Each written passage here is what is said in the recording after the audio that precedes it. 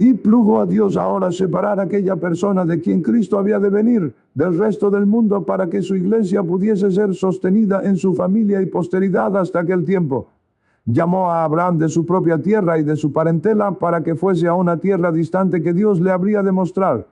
Y lo sacó primero de Ur de los Caldeos a Harán, y después a la tierra de Canaán. Antes se observó que la corrupción del mundo por la idolatría se había vuelto entonces general.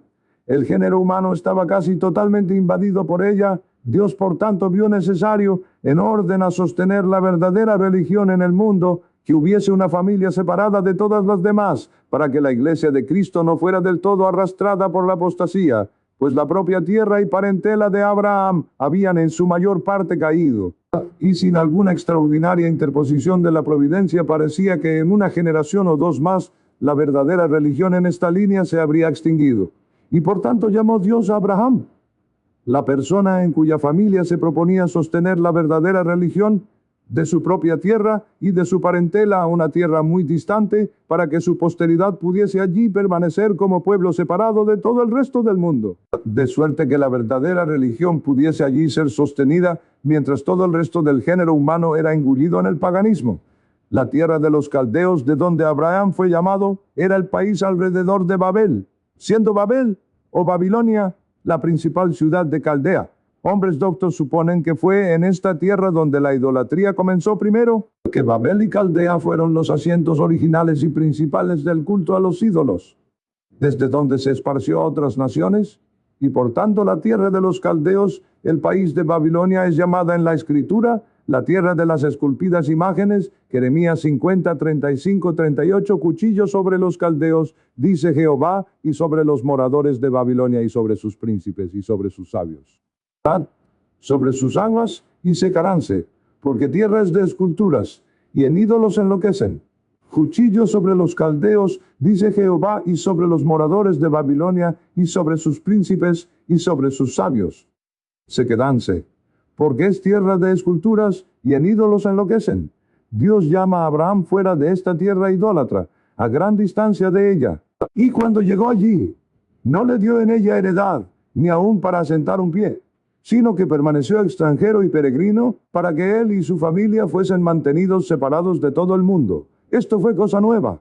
Dios jamás había tomado tal método antes. Su iglesia no había sido de esta manera separada del resto del mundo hasta ahora, sino que solía morar con ellos, cuyas consecuencias perjudiciales habían sido halladas repetidamente. Antes del diluvio, el efecto de que el pueblo de Dios viviese entremezclado con el mundo impío, sin notable muro de separación, fue que los hijos de la iglesia se unieron en matrimonio con otros, y por ello casi todos pronto quedaron infectados, y la iglesia casi fue reducida a nada. El método que Dios tomó entonces para proteger a la iglesia fue ahogar al mundo impío y salvar a la iglesia en el arca. Antes de que Abraham fuera llamado, el mundo se había vuelto corrupto otra vez, pero ahora Dios tomó otro método. No destruyó al mundo impío y salvó a Abraham, a su mujer y a Lot, sino que llamó a estas personas a ir y vivir separadas del resto del mundo. Esta fue una nueva y grande cosa que Dios hizo hacia la obra de la redención. Era cerca de la mitad del espacio de tiempo entre la caída del hombre y la venida de Cristo, unos 2000 años antes de que el gran Redentor hubiera de aparecer. Pero por esta llamada de Abraham, el antepasado de Cristo, fue puesto un fundamento para sostener la iglesia en el mundo hasta que Cristo viniese. Pues habiéndose vuelto el mundo idólatra, era necesario en orden a esto que la simiente de la mujer fuese así separada de él, y luego era necesario que hubiese una nación particular separada del resto del mundo, que recibiese los tipos y profecías que habían de ser dados de Cristo, para preparar el camino de su venida, para que a ellos les fuesen encomendados los oráculos de Dios, para que por ellos la historia de las grandes obras de Dios, de creación y providencia fuese preservada, para que Cristo pudiese nacer de esta nación, y para que desde aquí la luz del Evangelio pudiese resplandecer al resto del mundo. Estos fines no podrían bien haberse obtenido si el pueblo de Dios durante todos estos 2000 años hubiera vivido entremezclado con el mundo pagano. De suerte que la llamada de Abraham puede considerarse como una especie de nuevo fundamento puesto para la iglesia visible de Dios, en un estado más distinto y regular. Abraham, siendo la persona en quien este fundamento se pone, es representado en la Escritura como si fuese el padre de toda la iglesia, el padre de todos los que creen. una raíz de la cual se levantó la iglesia visible como un árbol distinto de todos los demás. De este árbol Cristo era la rama de justicia, y de él, después de la venida de Cristo, las ramas naturales fueron cortadas y los gentiles injertados, de suerte que Abraham sigue permaneciendo por medio de Cristo, el Padre, la raíz de la iglesia. Es el mismo árbol que desde aquel pequeño principio en tiempo de Abraham ha en estos días del Evangelio extendido sus ramas sobre una gran parte de la tierra, llenará todo a su tiempo, y al fin del mundo será trasplantado de un suelo terrenal al paraíso de Dios. Le acompañó a esto una revelación y confirmación más particular y plena del pacto de gracia que nunca antes. Había habido antes de esto 2 ediciones particulares y solemnes, o confirmaciones de este pacto. Una a nuestros primeros padres, poco después de la caída. La otra a Noé y su familia, poco después del diluvio. Y ahora hay una tercera, al tiempo y después de la llamada de Abraham. Se reveló ahora a Abraham no solo que Cristo había de venir, sino que había de ser de su simiente, y se prometió que todas las familias de la tierra serían benditas en él, y Dios repitió las promesas de esto a Abraham. La primera promesa fue cuando primero lo llamó, Génesis 12:2, y haré de ti una nación grande y bendecirte, y engrandeceré tu nombre y serás bendición. Y haré de ti una nación grande y bendecirte, y engrandeceré tu nombre y serás bendición. La misma promesa fue renovada después que llegó a la tierra de Canaán, 13, 14 y siguientes. De nuevo después que Abraham volvió de la matanza de los reyes, cap 15, 5, 6. Y una cuarta vez después de ofrecer a Isaac, cap 22, 15, 18. En esta renovación del pacto de gracia, con Abraham varios particulares concernientes a él fueron revelados más plenamente que antes. No solo que Cristo había de ser de la simiente de Abraham, sino también el llamamiento de los gentiles, que todas las naciones serían traídas a la iglesia, y todas las familias de la tierra serían benditas. Y entonces la gran condición del pacto de gracia, que es la fe, fue ahora más plenamente dada a conocer. Génesis 15, 6, y sacóle fuera, y dijo, mira ahora a los cielos, y cuenta las estrellas, si las puedes contar. Y le dijo, así será tu simiente, y creyó a Jehová, y contóselo por justicia, lo cual es muy señalado en el Nuevo Testamento, como aquello por lo cual Abraham fue llamado el padre de los creyentes. Y como había ahora una revelación ulterior del pacto de gracia, así hubo una ulterior confirmación de él por sellos y prendas. En particular la circuncisión, que era un sello del pacto de gracia, como aparece por su primera institución. Génesis 17, allí aparece como sello de aquel pacto, por el cual Dios prometió hacer a Abraham padre de muchas naciones. Vive 5, 9, 10. Y se nos enseña expresamente que era sello de la justicia de la fe. Romanos 4:11, y recibió la circuncisión por señal, por sello de la justicia de la fe que tuvo en la incircuncisión, para que fuese padre de todos los creyentes no circuncidados, para que también a ellos les sea contado por justicia. Hablando de Abraham, dice el apóstol, y recibió la circuncisión por señal, por sello de la justicia de la fe. La familia y posteridad de Abraham habían de ser mantenidas separadas del resto del mundo hasta que Cristo viniese. Y este sacramento era el principal muro de separación. Además, Dios dio a Abraham una notable prenda del cumplimiento de la promesa que le había hecho en su victoria sobre Chedorlaomer y los reyes que estaban con él. Chedorlaomer parece haber reinado sobre gran parte del mundo en aquel día, y aunque tenía su asiento en Elam, quizá a 1000 millas de la tierra de Canaán, con todo extendió su imperio de modo que reinó sobre muchas partes de la tierra de Canaán, como aparece por el cap 14, 4, 7. Es supuesto por hombres doctos que era un rey del imperio asirio en aquel día, el cual había sido comenzado por Nimrod en Babel. Y como era el honor de los reyes en aquellos días, edificar ciudades para el asiento de su imperio, Génesis 10, 10, 12, y fue la cabecera de su reino Babel, y Erech, y Akkad, y Calné, en la tierra de Shinar. De aquesta tierra salió Asur, y edificó a Nínive y a Rehobot, y a Calá, y a Resen entre Nínive y Calá, la cual es ciudad grande. Así se conjetura que él había salido y se había edificado una ciudad en Elam, y la hizo su asiento. Y que aquellos otros reyes que vinieron con él eran sus lugartenientes en las varias ciudades y países donde reinaban. Pero con todo, por poderoso que fuera su imperio y por grande que fuera el ejército con que vino Abraham, con solo sus siervos adiestrados que habían nacido en su casa, los conquistó y subyugó a todos. Esto lo recibió de Dios como prenda de lo que le había prometido, la victoria que Cristo su simiente obtendría sobre las naciones de la tierra, por la cual poseería las puertas de sus enemigos. Se habla de ello claramente como tal en Isaías 41, donde se predice la futura gloriosa victoria que la Iglesia obtendrá sobre las naciones del mundo. Esta victoria de Abraham es mencionada como prenda y primicia de la victoria de la Iglesia. Quien despertó del oriente al justo, lo llamó para que le siguiese, entregó delante de él naciones, y le hizo enseñorear de reyes. Entregó los cual polvo a su espada y cual hojarascas arrebatadas a su arco. Siguiólos, pasó en paz por camino por donde sus pies nunca habían entrado. Otra confirmación notable que Abraham recibió del pacto de gracia fue cuando volvió de la matanza de los reyes. Cuando Melquisedec, rey de Salem, sacerdote del Dios Altísimo, aquel gran tipo de Cristo, le salió al encuentro y lo bendijo y sacó pan y vino.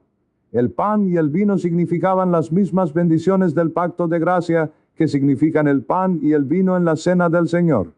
Y el venir Melquisedec a encontrarle con tal sello del pacto de gracia, con ocasión de esta victoria, evidencia que era una prenda del cumplimiento por parte de Dios del mismo pacto. Génesis 14, 19, 20, y bendíjole y dijo: bendito sea Abraham del Dios alto, poseedor de los cielos y de la tierra, y bendito sea el Dios alto que entregó tus enemigos en tu mano, y diole a Abraham los diezmos de todo. Otra confirmación del pacto de gracia fue la visión que tuvo, en el profundo sueño que cayó sobre él, del horno humeante y la antorcha de fuego que pasaron entre las partes del sacrificio. Génesis 15. El sacrificio significaba el de Cristo. El horno humeante que primero pasó por en medio de aquel sacrificio significaba los sufrimientos de Cristo. Pero la antorcha encendida que siguió, la cual brillaba con luz clara y radiante, significa la gloria que siguió a los sufrimientos de Cristo y fue procurada por ellos. Otra notable prenda que Dios dio a Abraham del cumplimiento del pacto de gracia fue el darle aquel hijo de quien Cristo había de venir. En su vejez, Hebreos 11, 12 y Romanos 4, 18 y ese sí. Y su librar a Isaac, después que fue puesto sobre el madero del sacrificio para ser muerto. Esto fue una confirmación de la fe de Abraham en la promesa que Dios le había hecho acerca de Cristo, que había de ser de la posteridad de Isaac. Y fue una representación de la resurrección de Cristo. Hebreos 11, 17, 19. Por fe ofreció Abraham a Isaac cuando fue probado, y ofrecía al unigénito, el que había recibido las promesas, habiéndole sido dicho: en Isaac te será llamada simiente, pensando que aún de los muertos es Dios poderoso para levantar, de donde también le volvió a recibir por figura, y porque esto fue dado como confirmación del pacto de gracia, por tanto Dios renovó aquel pacto con Abraham en esta ocasión. Génesis 22, 15, y llamó el ángel de Jehová a Abraham segunda vez desde el cielo, y siguientes. Así aparece cuán más plenamente fue revelado y confirmado el pacto de gracia en tiempo de Abraham que nunca antes, por cuyo medio Abraham parece haber tenido una clara vista de Cristo el gran Redentor y de las futuras cosas que habían de ser cumplidas por él. Y por tanto Cristo nos informa que Abraham se gozó por ver mi día, y lo vio y se gozó. Juan 8:56, Abraham vuestro padre se gozó por ver mi día, y lo vio y se gozó. Tan grande avance plugo a Dios hacer ahora en este edificio, que había estado llevando adelante desde el principio del mundo.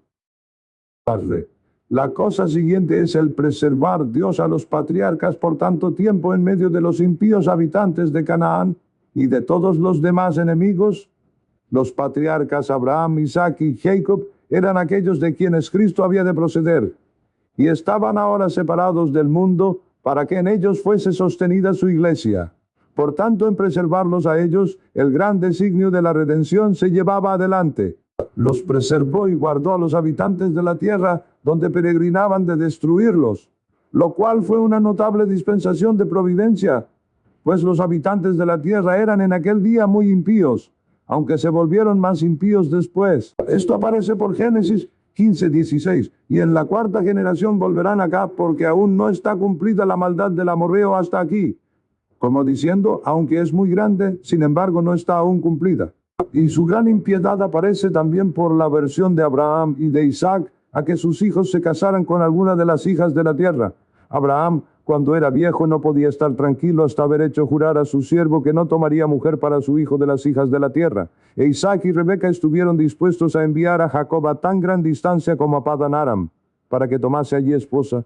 Y cuando Esaú se casó con algunas de las hijas de la tierra, se nos dice que fueron amargura de espíritu a Isaac y a Rebeca.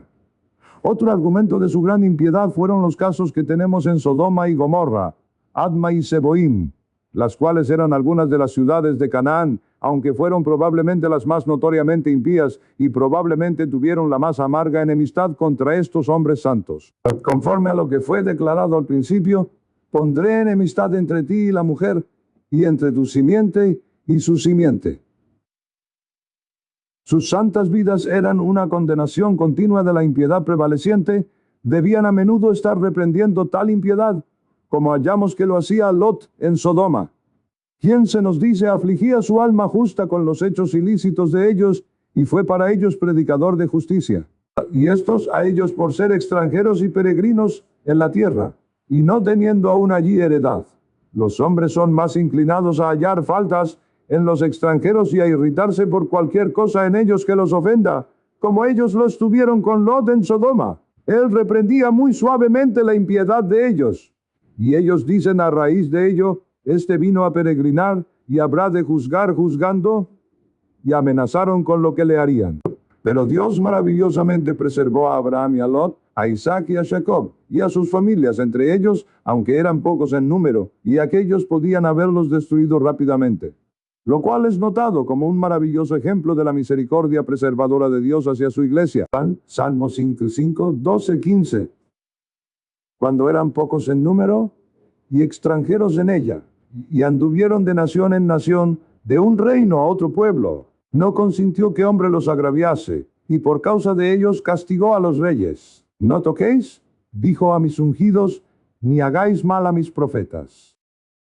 Esta frase fue en algunas instancias muy notable, cuando la gente de la tierra estaba muy grandemente irritada y provocada, como por el trato de Simeón y Leví a los siquemitas, Génesis 34:30, entonces dijo Jacob a Simeón y a Leví, habéisme turbado con hacerme abominable a los moradores de aquesta tierra, el cananeo y el fereceo, y teniendo yo pocos hombres, juntarse han contra mí y me herirán, y seré destruido yo y mi casa. Y es.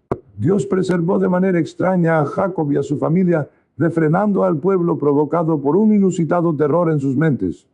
Y el terror de Dios fue sobre las ciudades que había en sus alrededores, y no siguieron tras los hijos de Jacob. Génesis 35:5, y partiéronse, y el terror de Dios fue sobre las ciudades que había en sus alrededores, y no siguieron tras los hijos de Jacob. Y Dios los preservó no solo de los cananeos, sino de todos los demás que intentaban hacerles mal. Preservó a Jacob y a su compañía cuando fue perseguido por Labán, lleno de furor y con disposición de alcanzarlo como enemigo. Dios salió a su encuentro, lo reprendió y le dijo, guárdate que no hables a Jacob descomedidamente. Cuán maravillosamente también lo preservó de Esaú su hermano, cuando salió con un ejército con pleno designio de destruirlo, como en respuesta a su oración, cuando Jacob luchó con Cristo en Peniel, volvió maravillosamente el corazón de Esaú, e hizo que en lugar de salirle al encuentro como enemigo, con matanza y destrucción, lo encontrase como amigo y hermano, sin hacerle daño. Así fue preservado este puñado, esta pequeña raíz que tenía en sí la bendición del Redentor en medio de enemigos y peligros, lo cual no era diferente de preservar el arca en medio del tempestuoso diluvio. La siguiente cosa que menciono es la temible destrucción de Sodoma y Gomorra, y de las ciudades vecinas. Esto promovió la gran obra designada de dos maneras. Primero, tendía poderosamente a refrenar a los habitantes de la tierra de injuriar a aquellos santos peregrinos que Dios había traído a peregrinar entre ellos. Lot era uno de aquellos peregrinos. Vino a la tierra con Abraham, y Sodoma fue destruida por su abusivo desprecio de Lot, el predicador de justicia. Y su destrucción vino sobre ellos por cometer una insolencia injuriosa y abominable contra Lot, y contra los peregrinos que habían venido a su casa, aun aquellos ángeles que probablemente tomaron por algunos antiguos conocidos de Lot venidos a visitarle. Ellos de manera sumamente furiosa acercaron la casa de Lot intentando un monstruoso abuso de aquellos peregrinos y amenazando con hacer a Lot peor que a ellos. Pero en medio de esto Dios los hirió de ceguera, y a la mañana siguiente la ciudad y el país alrededor fueron trastornados en una tormenta terribilísima de fuego y azufre. Esta temible destrucción fue a la vista del resto de los habitantes de la tierra, y sin duda imprimió en sus mentes pavor y terror, y los hizo temerosos de hacer daño a aquellos santos peregrinos. Y probablemente fue uno de los medios principales de refrenarlos y de preservar a los patriarcas, cuando se da la razón por la cual los habitantes de la tierra no persiguieron a Jacob en su provocación por la destrucción de los siquemitas, que el terror del Señor estaba sobre ellos. Es muy probable que este fuera el terror al que se refiere. Recordaban la asombrosa destrucción de Sodoma y de las ciudades de la llanura, que vino sobre ellos por su trato abusivo a Lot, y así no osaron hacer daño a Jacob y a su familia.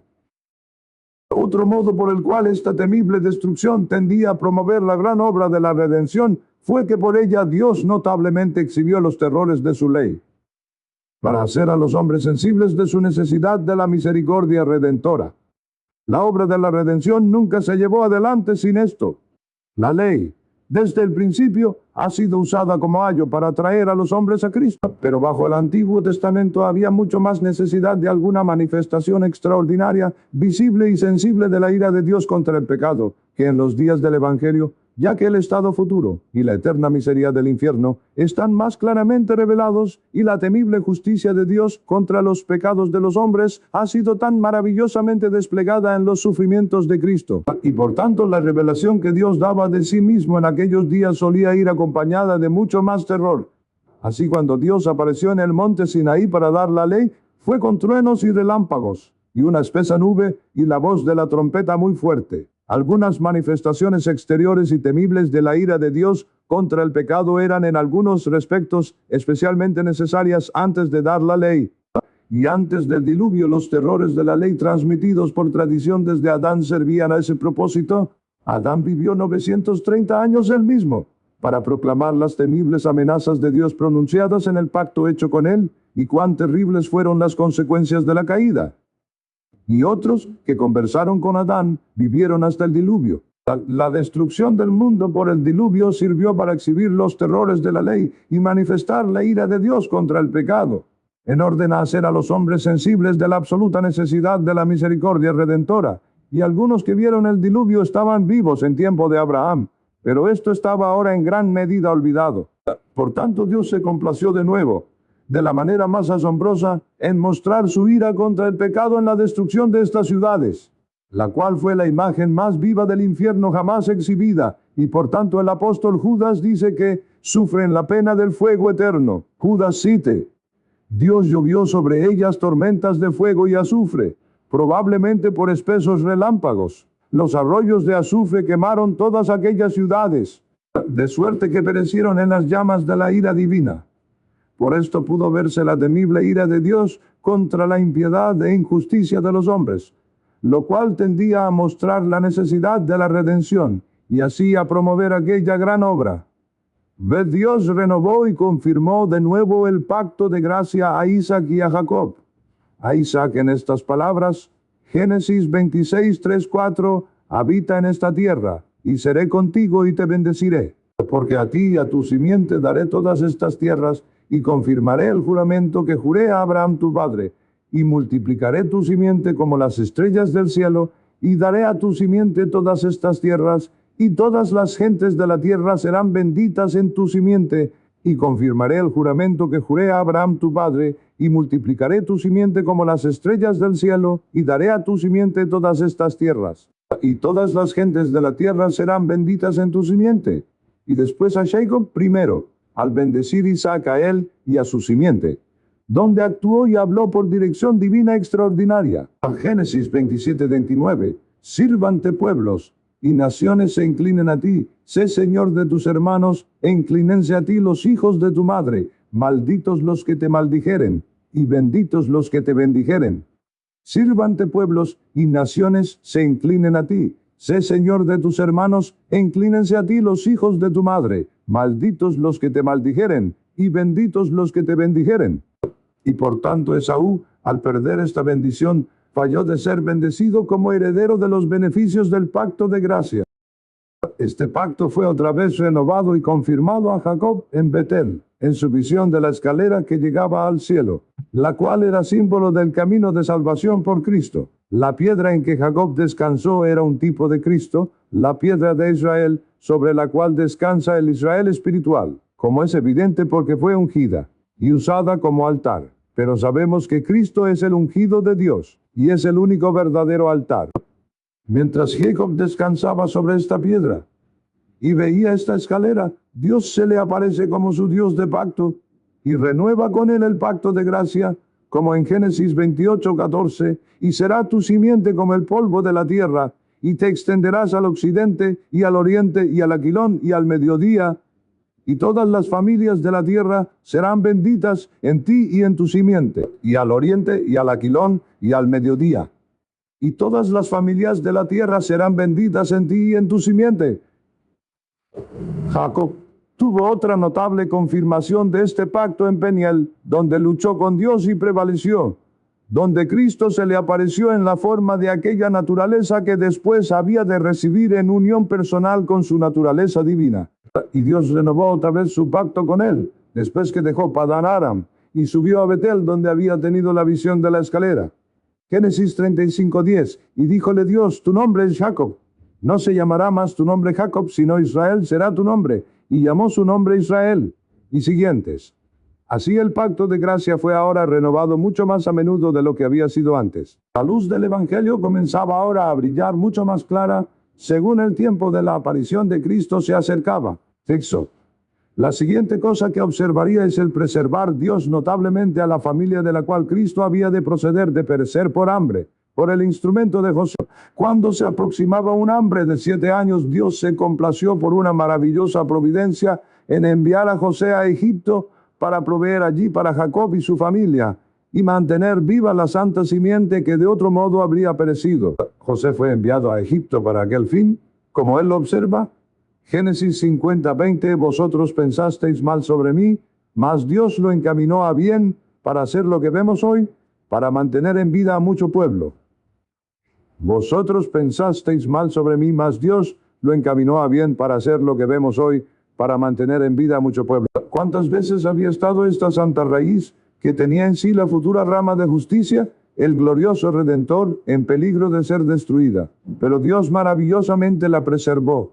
Esta salvación de la casa de Israel, por mano de José, fue en algunos respectos muy semejante a la salvación de Cristo. Los hijos de Israel fueron salvados por José, su pariente y hermano, de perecer por hambre. Como aquel que salva las almas del Israel espiritual del hambre espiritual es su cercano pariente, y uno que no se avergüenza de llamarlos hermanos. José era un hermano al que habían odiado, vendido y por así decir matado, pues habían designado matarlo. Así Cristo es uno a quien naturalmente odiamos y por nuestras impías vidas hemos vendido por las cosas vanas del mundo y por nuestros pecados hemos matado. José estuvo primero en un estado de humillación. Era siervo como Cristo apareció en forma de siervo y luego fue echado a una mazmorra como Cristo descendió a la tumba. Cuando salió de la mazmorra estaba en un estado de gran exaltación a la diestra del rey como su lugarteniente para reinar sobre todo su reino, para proveer alimento, para preservar la vida. Así Cristo fue exaltado a la diestra de Dios para ser príncipe y salvador a sus hermanos. Recibió dones para los hombres, aún para los rebeldes, los que le habían odiado y vendido. Después de esto, fue una profecía de Cristo, en la bendición de Jacob a su hijo Judá, la cual fue más particular que ninguna antes, en cuanto mostró de cuál posteridad había de ser. Cuando Dios llamó a Abraham, fue revelado que había de ser de la posteridad de Abraham. Antes, no tenemos noticia de revelación alguna concerniente al linaje de Cristo confinada a límites más estrechos que la posteridad de Noé. Después de esto fue confinada a límites aún más estrechos, pues aunque Abraham tuvo muchos hijos, fue revelado que Cristo había de ser de la posteridad de Isaac, y luego fue limitada aún más, pues cuando Isaac tuvo 2 hijos, fue revelado que Cristo había de ser de la posteridad de Judá. Y ahora, aunque Israel tuvo 12 hijos, es revelado que Cristo había de ser de la posteridad de Judá. Cristo es el león de la tribu de Judá.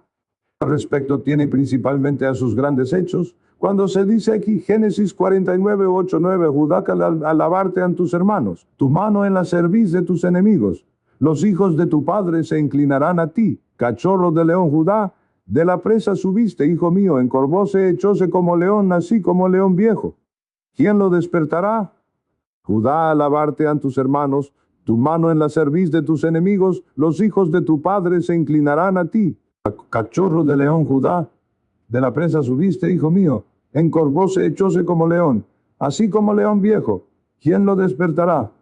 Y luego esta predicción es más particular concerniente al tiempo de la venida de Cristo, como en el verso 10, no será quitado el cetro de Judá y el legislador de entre sus pies, hasta que venga Silo, y a él se congregarán los pueblos. La profecía aquí del llamamiento de los gentiles consecuente a la venida de Cristo parece ser más clara que ninguna hasta ahora en la expresión a él se congregarán los pueblos.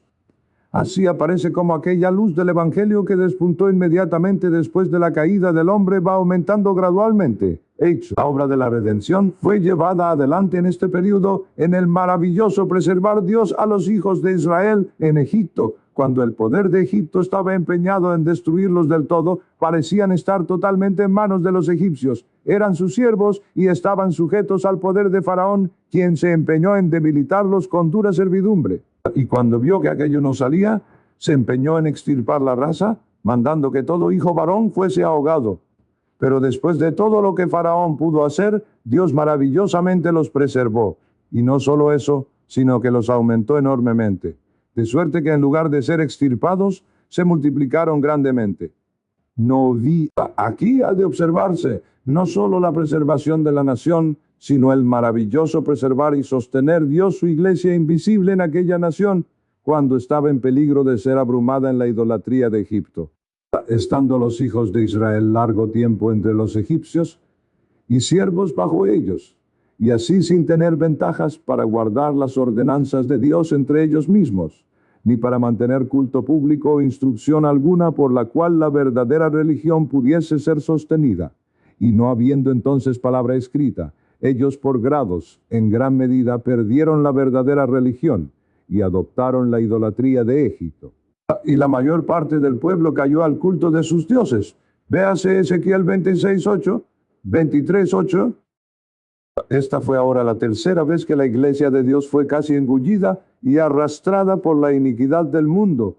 Una vez antes del diluvio, la segunda vez antes de la llamada de Abraham. Y ahora en Egipto, pero con todo Dios no permitió que su iglesia fuese del todo abrumada. La salvó todavía como el arca en el diluvio, y como salvó a Moisés en medio de las aguas, en un arca de juncos donde estaba en sumo peligro de ser engullido. La verdadera religión fue todavía preservada por algunos, y Dios tenía todavía un pueblo entre ellos, aún en este miserable, corrupto y tenebroso tiempo. Los padres de Moisés eran verdaderos siervos de Dios, como aprendemos por Hebreos 11:23. Por fe Moisés, nacido, fue escondido de sus padres por 3 meses, porque le vieron hermoso niño, y no temieron el mandamiento del rey. Por fe Moisés, nacido, fue escondido de sus padres por 3 meses, porque le vieron hermoso niño, y no temieron el mandamiento del rey. Así he mostrado cómo la obra de la redención fue llevada adelante desde la llamada de Abraham hasta Moisés, en lo cual hemos visto muchas grandes cosas hechas hacia esta obra y un gran avance de este edificio más allá de lo que había precedido.